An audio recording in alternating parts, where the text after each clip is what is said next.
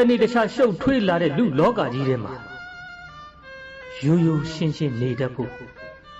ကြိုးစားပါသားအောင်မြင်ချိန်မှာခေါင်းကိုငုံပြီးကိုယ့်လက်အောက်ငယ်သားတွေပေါ့ဖေးမှ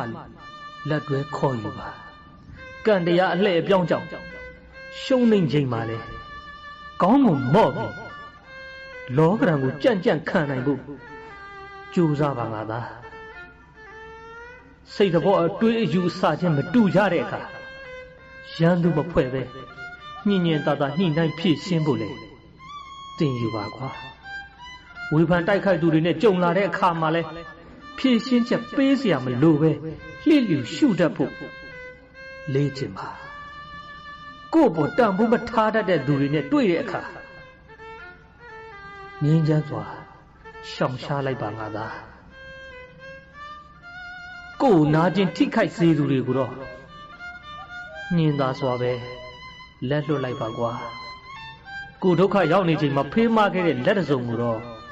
ခိုင်မြဲတန်ဖိုးထားစွာမြဲမြဲစုပ်ထားပေးပါဘယ်တော့မှလက်မလွတ်လိုက်ပါနဲ့ငါသား